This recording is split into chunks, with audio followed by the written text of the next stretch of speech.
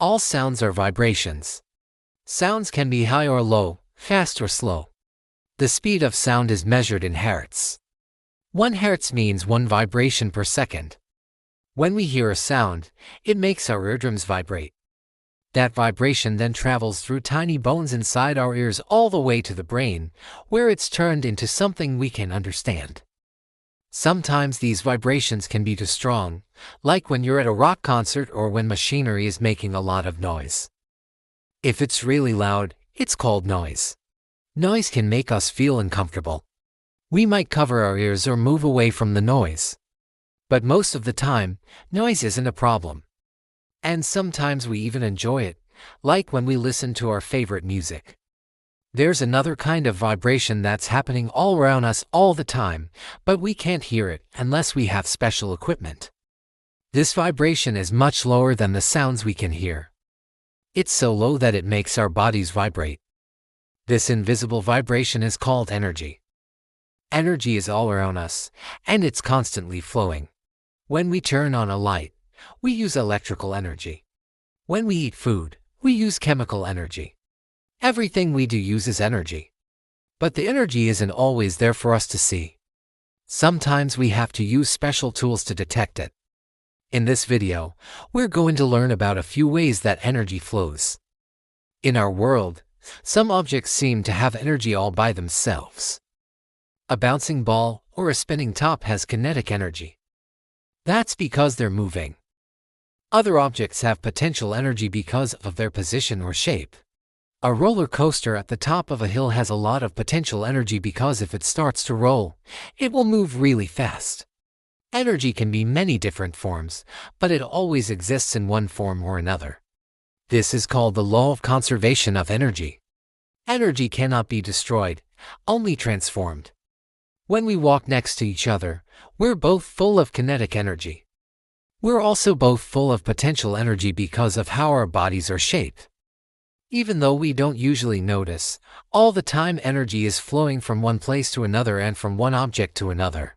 Sometimes energy moves from one object to another because of the difference between their positions. The roller coaster has more potential energy than the car. So when the roller coaster starts rolling down the hill, some of its potential energy turns into kinetic energy for the car. The car now has more kinetic energy, so it starts to move faster.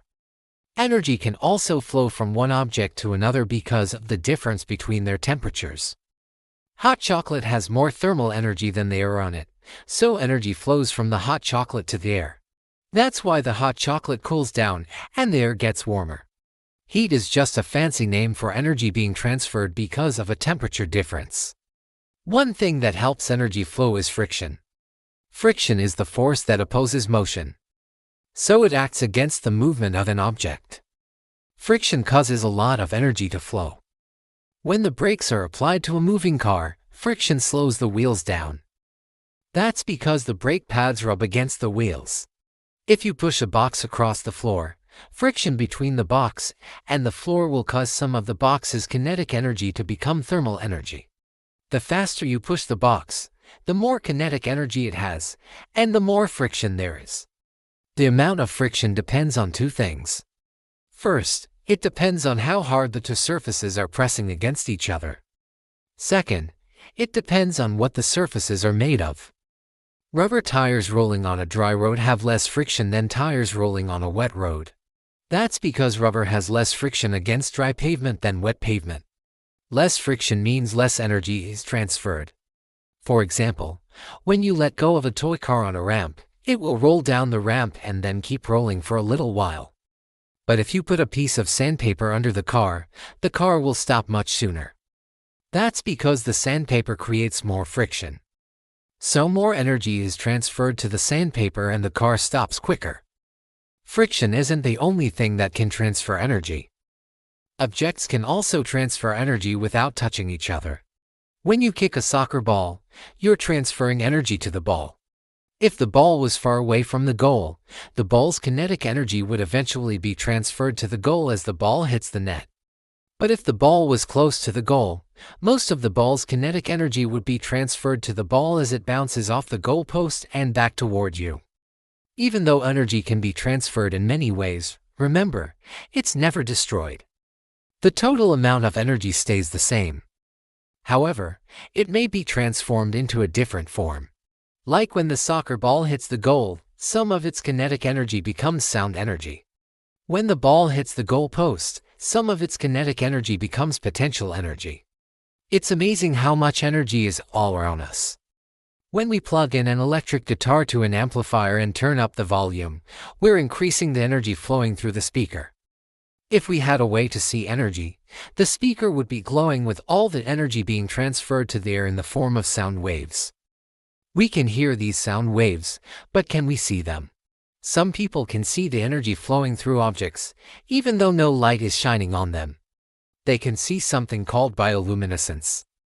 Bioluminescence is when living things glow. Some examples of bioluminescence are fireflies, jellyfish, and some deep-sea creatures like anglerfish. The energy that makes them glow comes from the food they eat.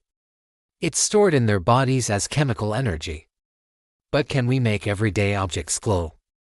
Scientists at a university in Japan found a way to make a simple sugar solution glow. First, they mixed table salt with the sugar. Then they added a chemical that glows green. When they put a small voltage across the solution, the sugar molecules began to glow brightly. It seems like a lot of energy was stored in the sugar solution. Scientists are still trying to find out exactly how energy flows through the sugar solution. They think it has to do with the salt dissolving into ions. An ion is an atom that has lost or gained one or more electrons. Electrons carry a negative charge, so an ion is negatively charged. Negative ions are attracted to positively charged things. So when positive ions dissolve into the water, the negatively charged electrons tend to stay close to the sugar molecules. When electrons are close to certain molecules, they can bump the molecules into an excited state. An excited state is when an atom has more energy than usual. Normally, atoms like to be in their lowest energy state, but sometimes they absorb energy and get into an excited state. When they're in an excited state, they're unstable. So the molecules want to get rid of the extra energy. They do this by releasing light. That's why the sugar solution glowed. This discovery could help us make better batteries someday. Batteries store chemical energy. Then they transform that energy into electrical energy. Electrical energy can be used to do a lot of things, like run a motor. Motors use electrical energy to make objects move. When electrical energy flows through a motor, it transforms into kinetic energy. Many motors are designed to spin, but they don't have to be. If we change the shape of a motor, it can move in different ways. Researchers at a university in California changed the shape of a motor so that instead of spinning, it slithers forward like a snake. These motors could be used to make robots that can explore places that are hard to reach. They could even be used to explore other planets someday. As we learned in this video, energy is all around us. We need energy to do everything, and it's constantly changing from one form to another. There are many different forms of energy, but there's one we haven't talked about yet. Can you name that form of energy? If you said nuclear energy, you're right. Nuclear energy is the energy stored inside the nucleus of an atom. Plants use nuclear energy to make their flowers grow. Animals use nuclear energy to stay alive. And humans use nuclear energy to generate electricity in power plants. Now it's time for you to unplug and hear the energy all around you. You just finished watching this video, which is a great source of potential energy. Now it's time to transform that potential energy into kinetic energy. Go outside and do something fun, like ride your bike or play with your friends. As you move, you'll be transforming potential energy into kinetic energy. Remember, energy can't be destroyed. It's just being transformed. Thanks for watching. See you next time.